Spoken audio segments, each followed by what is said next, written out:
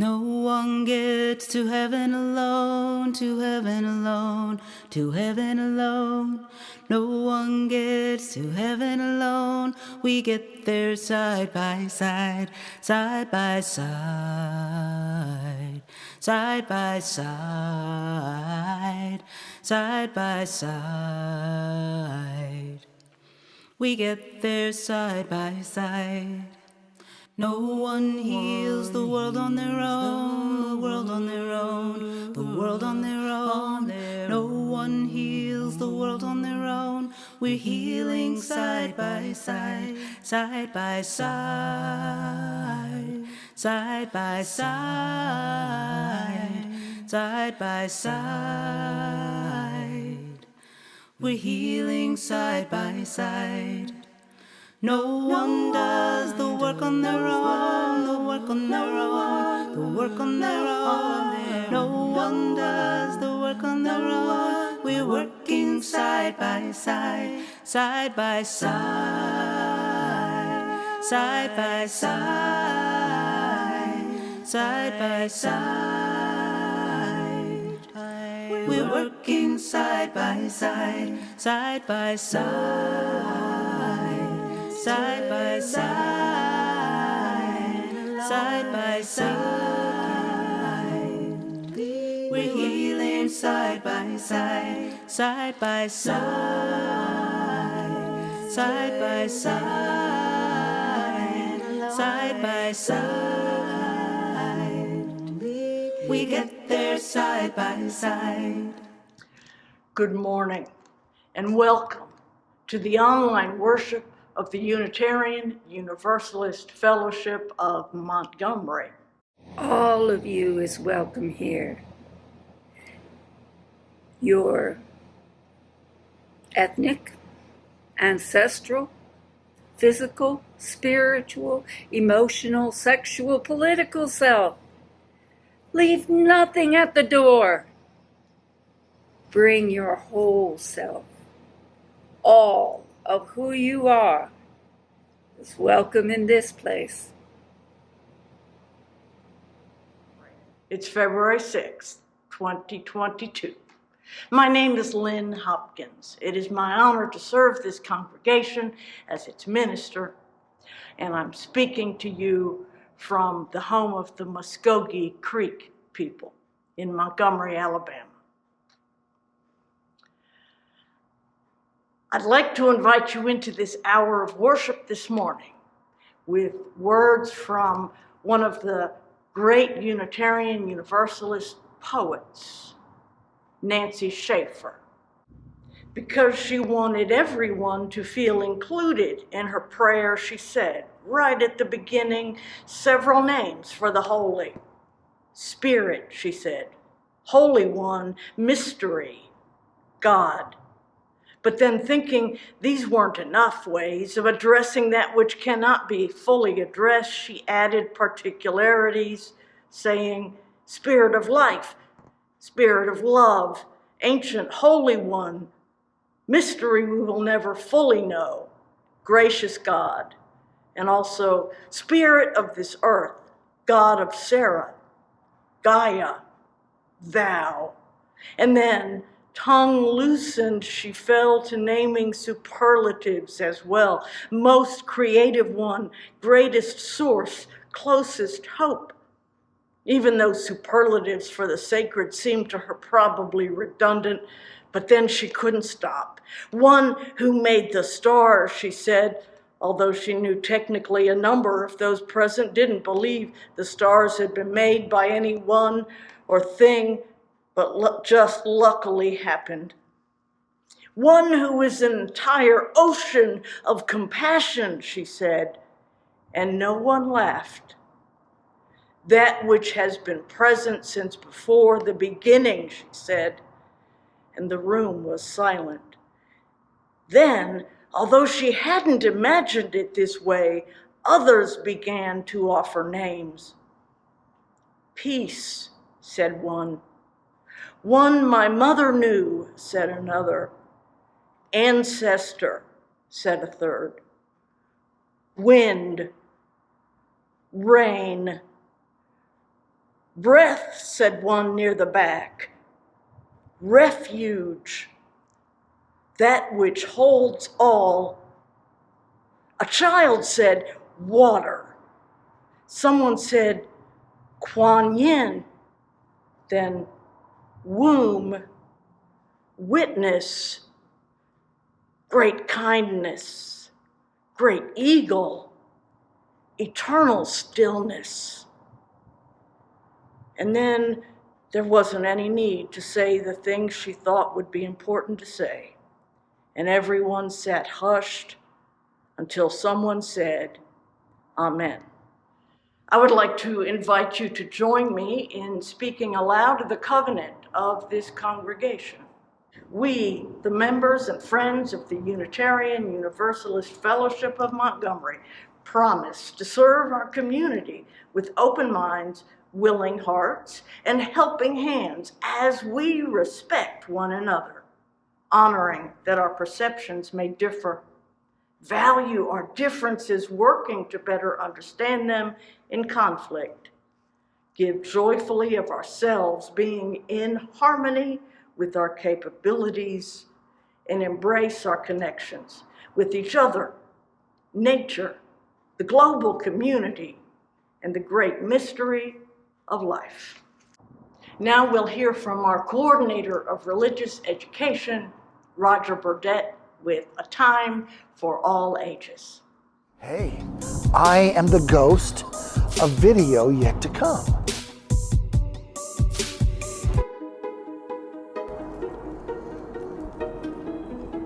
And it's my job to let you know what's about to happen. I've already created a video. It was a little too long for one sitting, so I'm dividing the video up into pieces. The theme is the power of positivity, and it really is a nice little book about trying to look at the bright side in the middle of this pandemic, the ABCs of a pandemic. So we ended last time with H, stay healthy. We pick up with I this time.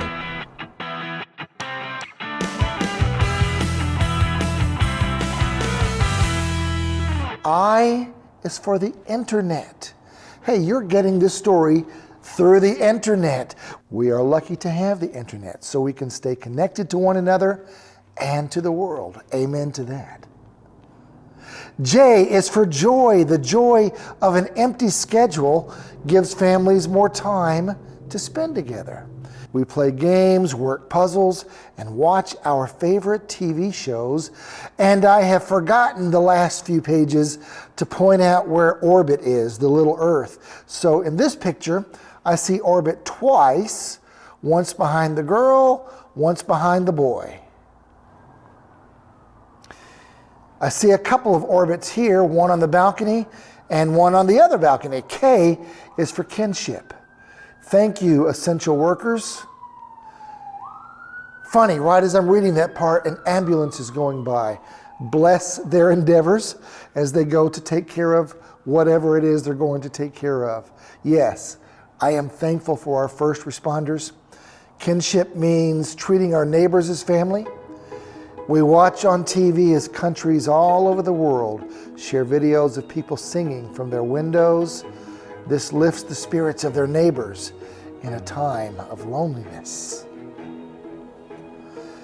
L is for love, and there are two orbits in this picture, at the little girl's feet and behind the wagon. L is for love. We remind one another how important it is to share our love so we can make the world a better place for everyone. M is for messages. Many people write messages on the streets and sidewalks. These messages are filled with hope and kindness. And look, there are two orbits, one behind the little girl, one on the boy's shirt. On this page, I see an orbit on the towel. N is for need. We need to remember to wash our hands well. One rule of thumb is to sing the ABC song. That's how long it takes to wash away the germs. O is for optimistic, and there's a big orbit and a little orbit there. We are optimistic that the earth is healing.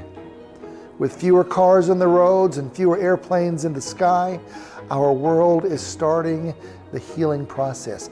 Now, I detect that this story is a little bit dated, but still, I appreciate what the story is about, and I appreciate the optimism.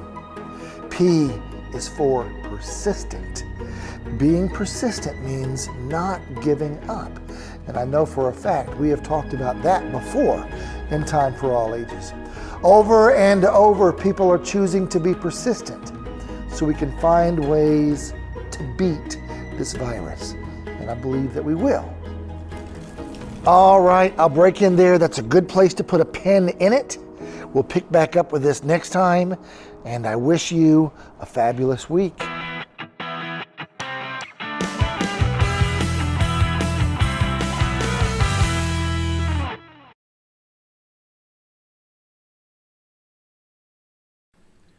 Now let us sing to the power of the faith within. Sing to the power of the faith within. Lift up your voice, be not afraid. Sing to the power of the faith within. Sing to the power of the hope within. Sing to the power of the hope within. Lift up your voice, be not afraid. Sing to the power of the hope within. Sing to the power of the love within. Sing to the power of the love within. Lift up your voice, be not afraid. Sing to the power of the love within. Sing to the power of the joy within. Sing to the power of the joy within. Lift up your voice, be not afraid. Sing to the power of the joy within.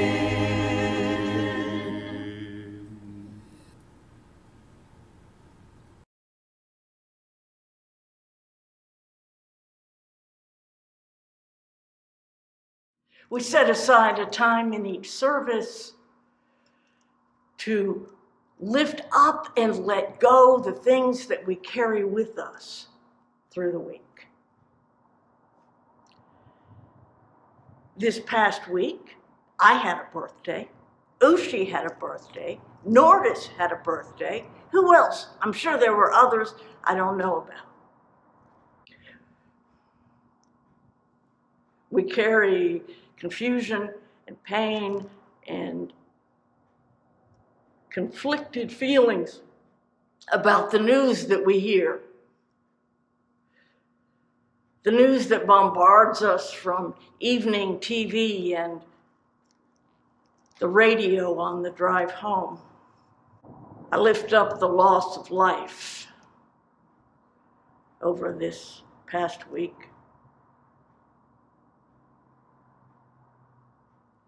In particular, the tragic and unjust killing of Amir Locke. Those present and affected by the shooting in Blacksburg, Virginia. Those who are continually affected by, impacted, traumatized by the unchecked violence in our own community. And those who live with violence in their homes, too often unspoken. We send encouragement and compassion to those who are out in the community side by side with the ones who are affected by tragedy and trauma. Those who are side by side with our students. Those who are employed in enterprise that does not allow them to be safely protected from the spread of the virus. We celebrate the opportunity to be together, even if virtually. We celebrate the opportunity and the occasions of anniversaries of all types. The opportunity to rise up and look out on this day and touch one another. I invite you to speak what is on your heart. Use the chat feature adjacent to the video and let us be in community together. Spirit of life, come unto me. Sing in my heart all the stirs of compassion. Blowing the wind, rising the sea. Moving the hand, giving life the shape of justice. Whose holy cross we set me free. Spirit of life, come to me, come to me. When day amor, venas a mí. Al corazón, cántale tu compasión. Sopla sur el amor, hasta mollar la justicia de la vida. Arréglame, libérame. Fuente de amor, ven a mí, ven a mí.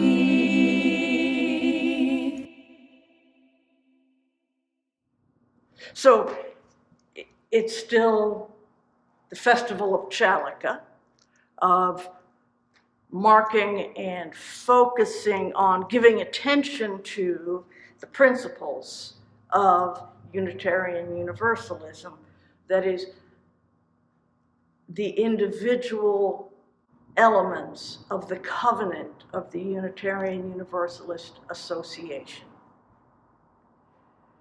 For the first 8 Sundays of the year, we take each one and we light a candle each time for all of these. We, the member congregations of the Unitarian Universalist Association, covenant to affirm and promote the inherent worth and dignity of every person. Justice, equity, and compassion in human relations. Acceptance of one another and encouragement to spiritual growth in our congregations. A free and responsible search for truth and meaning. Going out of sequence, number 8. Journeying toward spiritual wholeness by working to build a diverse, multicultural, beloved community by our actions that accountably dismantle racism and other oppressions in ourselves and our institutions. And for today, the fifth principle, the right of conscience, the use of the democratic process in our congregations and in society at large.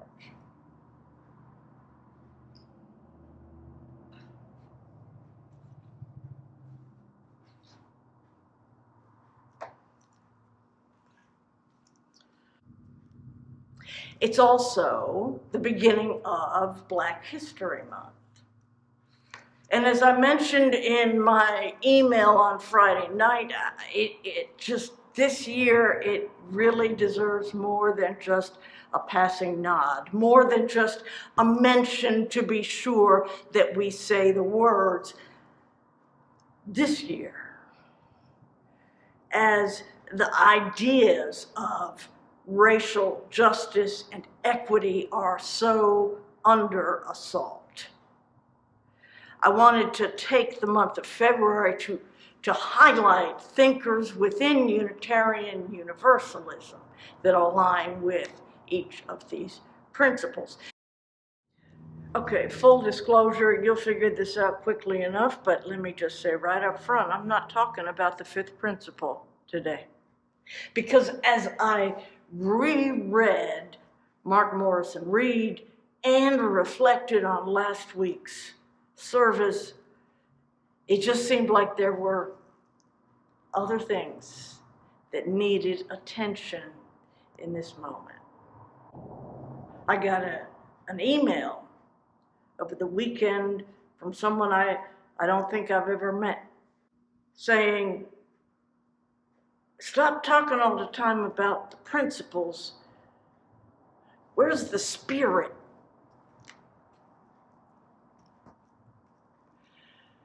And so I want to start today by offering a word of testimony. If you don't know, that's church speak for telling my story.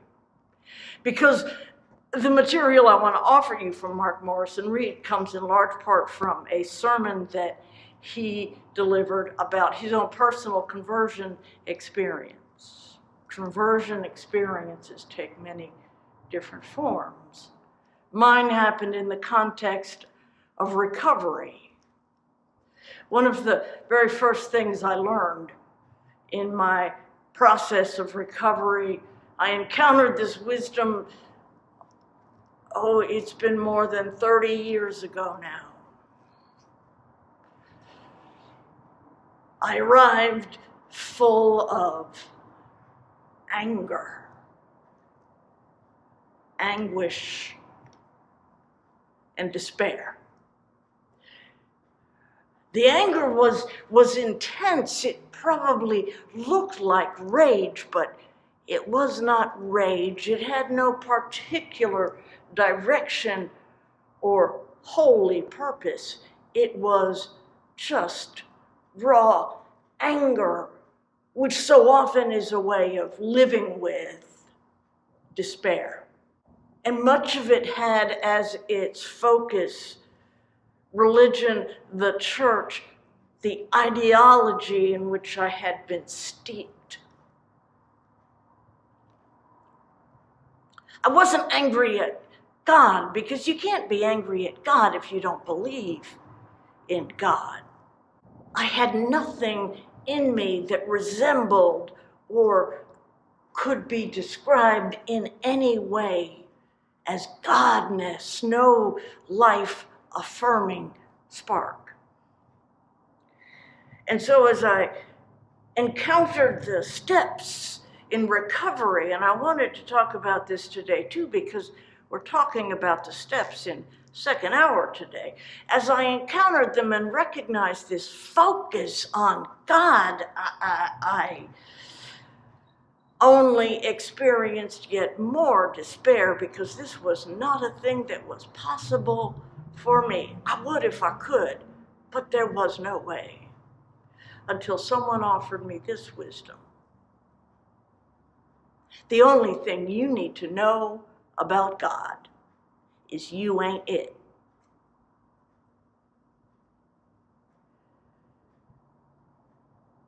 My eyes did not come open in that moment, but it offered a crack. It offered a sliver of space through which possibility could begin to seep. And as I moved through my life, through recovery, through spiritual formation, I began over time more and more to understand the enormous ramifications of that very simple claim. The only thing you need to know about God is you ain't it.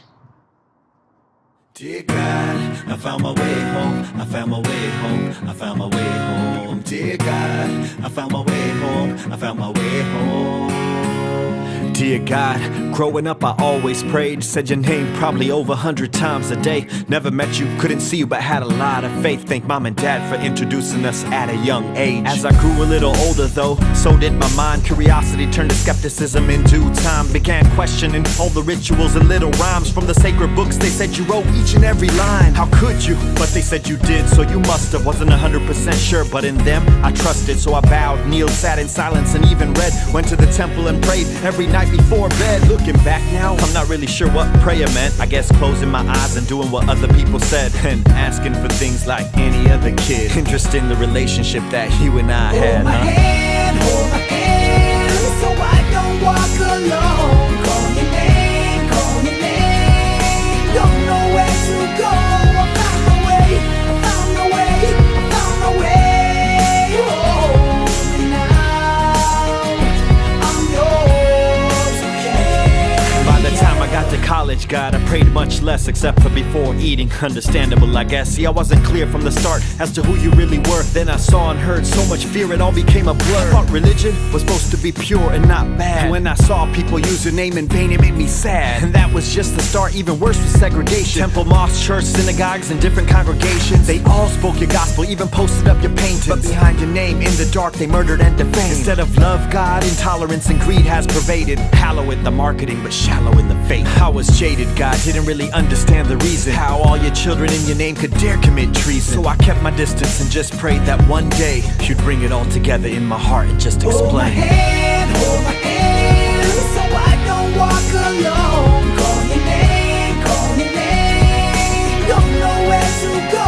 I found my way, I found my way, I found my way home. And now I'm yours, okay. When I hit 30, God, the clouds started to part. The answers started seeping in. I think you heard my call. You started showing up everywhere, not only when I'd fall, but every small blessing. I could start to feel it all. The love, the patience, the angel, the Satan. How we're all sinners who fall, but get up to be saints. The humility, the grace, acceptance of all the change. Suddenly not being kind started to feel strange. You used to be a statue, but not anymore. I see you more outside those walls than inside those doors. Your mother nature, the sun, the water, and the dirt. My enemy, my best friend, what hits me at my core. Most of all, you're my teacher to be a better soul. Falling down, getting up, so every moment I can grow. You are in me, God. You are the deepest root. From darkness to light, you are my inner truth. Hold my hand, so I don't walk alone. Call your name, don't know where to go. I found my way, I found my way, I found my way home. And now I'm yours, okay. Dear God, I found my way home, I found my way home, I found my way home. Dear God, I found my way home, I found my way home. Dear God, I found my way home, I found my way home, I found my way home. Dear God, I found my way home, I found my way home. Dear God.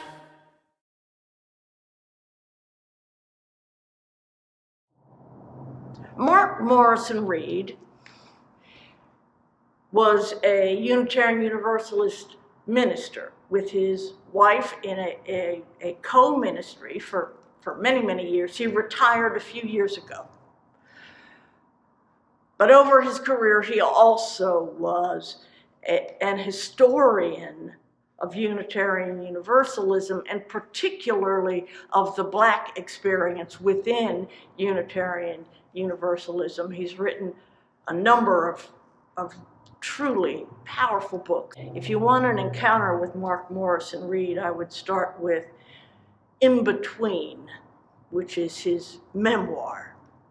I'm going to do something here that I try not to do too often. I'm going to read to you. And the book that I'm reading from is Black Pioneers in a White Denomination. It's where he tells the story of a couple of early Black Unitarian Universalist ministers. He opens the preface to the second edition with words that I think are worth repeating. I am a Black-born, Unitarian-bred minister of the liberal faith. I am an anomaly. This uniqueness has placed me in a dilemma. My allegiance is split. My long and enriching experience with Unitarian Universalism has led me to a commitment to the liberal ministry. At the same time, I am proud to be an Afro-American, and I realize my fate is tied to that of the Black community. The former presents itself as a calling, the latter as a fate, and both are experienced as demands. The quandary I face is twofold. First, given my chosen vocation as a minister in a white denomination, how can I serve the Black community? And second, how can I transform the Unitarian Universalist tradition through the Black experience? It would be simpler for me if these communities overlapped or encompassed one another, but how is one to meet the demands of two apparently exclusive groups?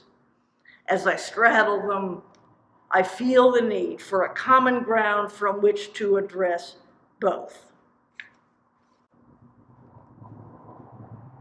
In the first chapter of this book, he lays out the context in which these two Black pioneer ministers emerged. He talks about the phenomenon of the white liberal church and of Black religion. Now, obviously, those names would amount to gross overgeneralities if they were taken literally. He is describing some particular realities with which he contends.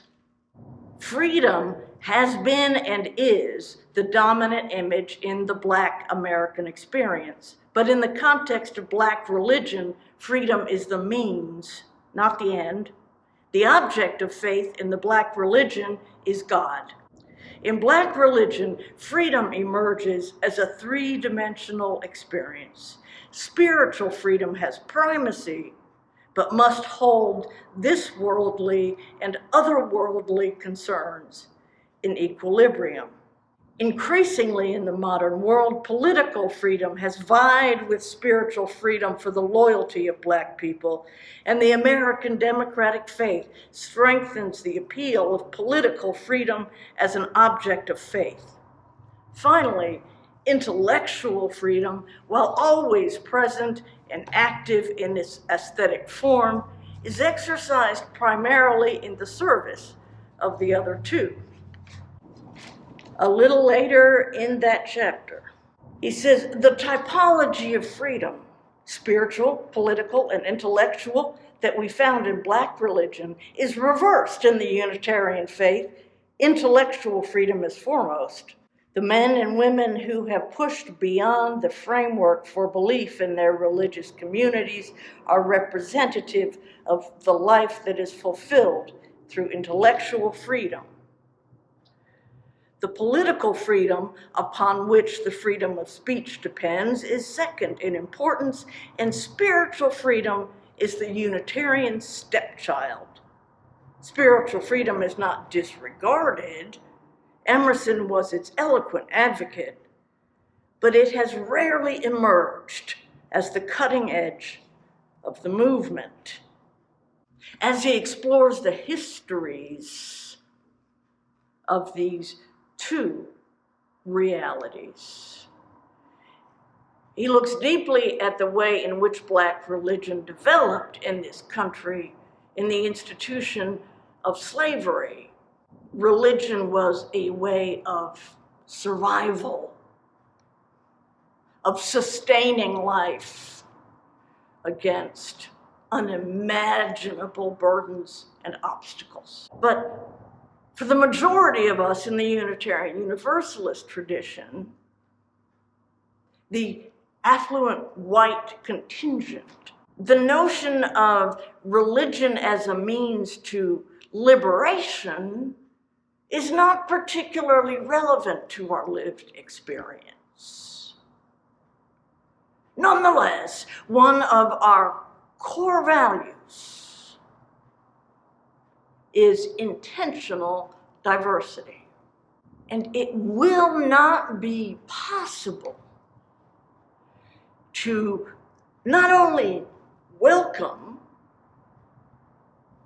but authentically include people of profoundly different lived experience, unless we are willing to enlarge the ways in which we do religion.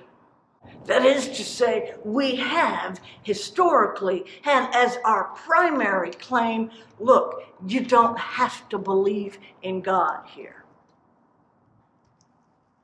Which is important, don't get me wrong, it is a radical, a revolutionary expression of religious sentiment to say that our religious practice is not focused on whether or not you have a belief in a deity. But what's lacking there is that we struggle to get beyond the you can believe or you cannot believe, to actually occupy the realm of you can be at home here no matter how you believe. We're good at intentionally including expressions of Hinduism, and Buddhism, and Judaism, sometimes even Islam. But there's almost a tokenism associated with our practice in that regard.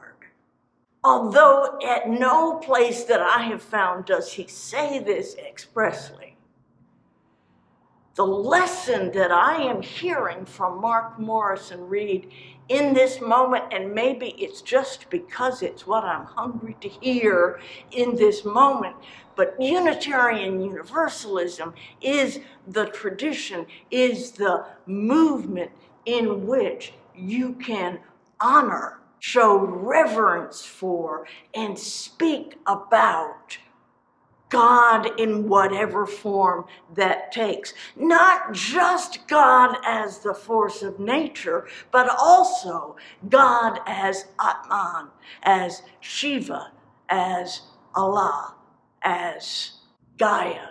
It is not just okay for you to believe or not believe here.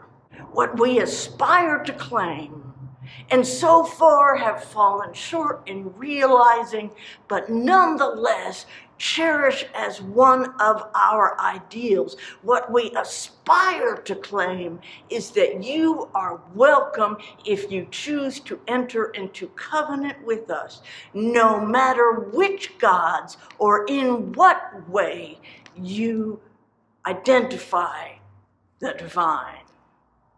You do not ever have to talk about God in this place. But you also do not ever have to not talk about God in this place. If your relationship is with Jesus, more power to you. If you find the inspiration and wisdom of Baha'u'llah or Muhammad to be transformational and life-giving to you, that's awesome. And you know what? We don't just tolerate that here. We want to hear more about it. Can we do that? I know that we can. And by that I mean I know that it is possible, but I mean more than that, because I have seen what we can do, and I know that we can do this if indeed we continue to cherish the idea of intentional diversity, which is listed as one of our values in our congregational value statement. If that is in fact one of our values, then we are calling upon ourselves to learn how to do this, to learn how to make real the claim that when we say all are welcome, we do not mean all are welcome to come be just like us. To make real the claim that in this place you leave nothing at the door, bring it all in, and we embrace you. If we mean that, then we need to affirm that we don't just mean no matter what your gender expression or ethnicity or neurodivergence, political leaning, sexuality, not just that, but also what you believe in terms of the divine, what you find to be personally life-giving and inspiring in your own spiritual journey. This is a place where you can bring all of that. And if it changes, if you find it evolves while you're here, that's awesome. You don't ever have to be afraid of someone accusing you of not believing something anymore. And if it doesn't change, if being with us only strengthens and fortifies the particular religious ideas that you brought with you, that's awesome too. Because we seek to be, in Unitarian Universalism and in this congregation in particular, we seek to be a force for unbounded love and inclusion. While it is true that we do have boundaries, that not all behaviors can be permitted in order for this to be a safe space for everyone who comes. So not all behaviors are welcome here, but all people, all spirits, all souls. Why do you think there's so many congregations named All Souls? It's not just because we as Universalists believe that all souls are saved and reunited with the divine. It is also a claim, a bold, outrageous claim, that we as a body include in our midst, in fellowship, everyone. All souls are welcome and included here. May it be so.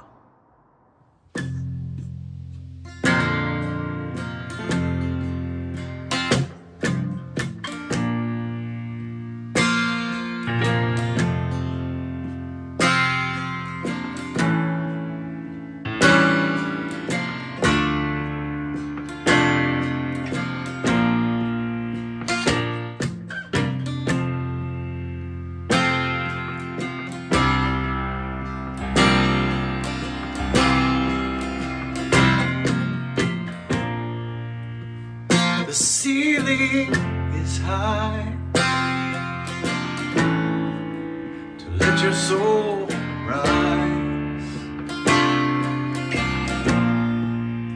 up to the angels who teach you to fly.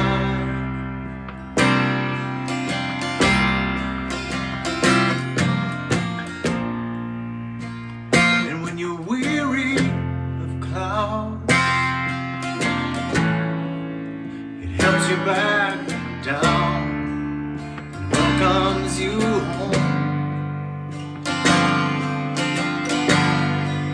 to this hallowed ground. It's gilded in gold, gilded in rust, for heaven below, heaven above. Heaven we know, here in this world, here in our home, Church of the Earth, Church of the Earth.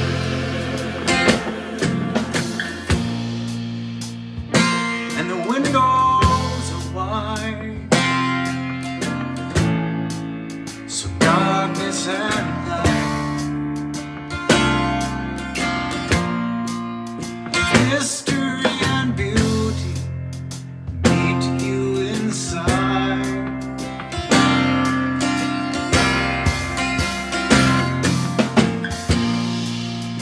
And there's room enough to hold all of us who gather in friendship, gather in love. It's gilded in gold, gilded in rust, for heaven below, heaven above. Heaven we know, here in this world, here in our home, Church of the Earth, Church of the Earth, Church of Life. Ages that rise, life that inside us shines, life that we share. This is our prayer, that we always find heaven we see here at our feet, here in this sunlight, this heartbeat.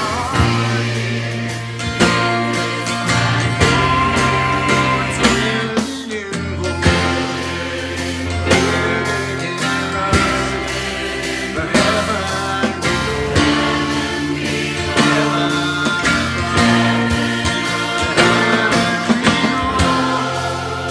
here in this world, here in our home, Church of the Earth.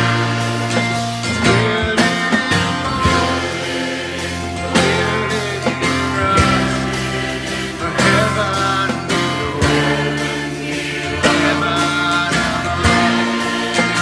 Heaven we know, here in this world, here in our home, Church of the Earth. Heaven we know, here in this world, here in our home, Church of the Earth, Church of the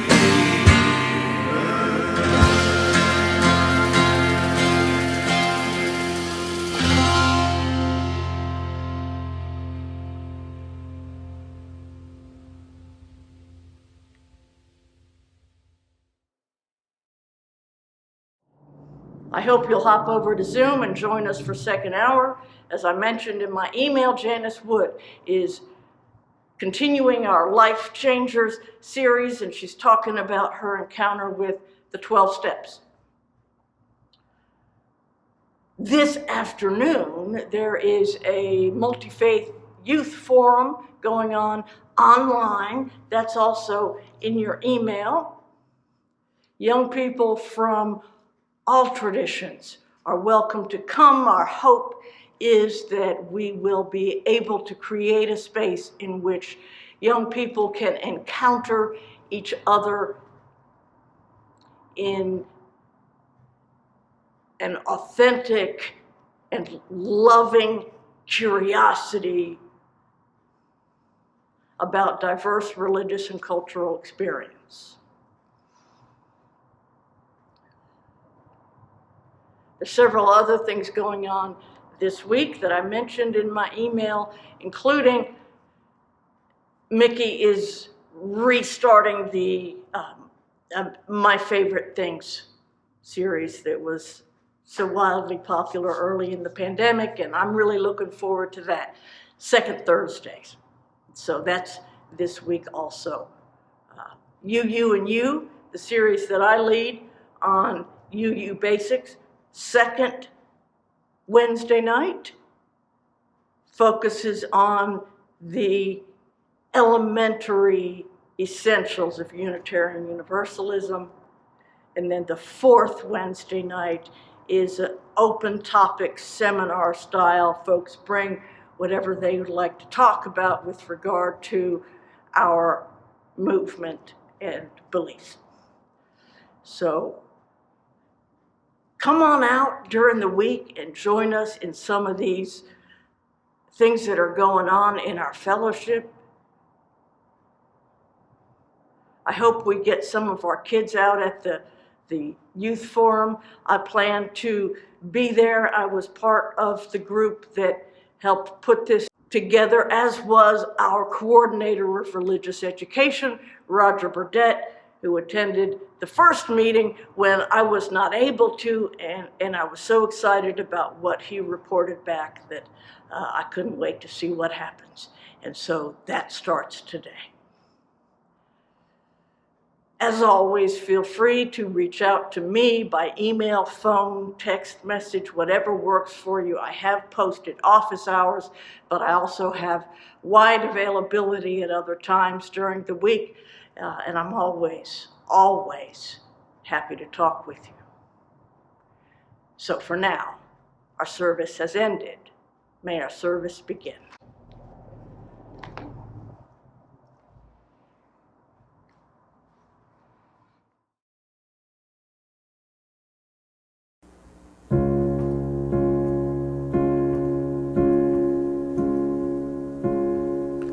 No need to knock, the door is open. No need to seek, you have been found.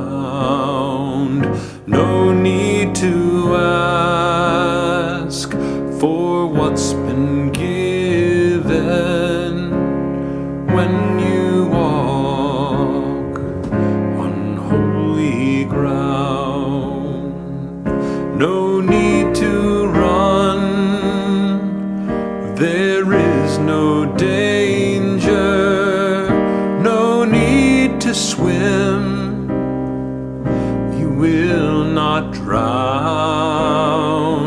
No need to hide, no more a stranger when you walk on holy ground. No need to speak what is unspoken. No need to sing or make a sound. No need to heal what is unbroken when you walk on holy ground. No need to speak what is unspoken. No need to sing or make a sound. No need to heal what is unbroken when you walk on holy ground. When you walk on holy ground. around.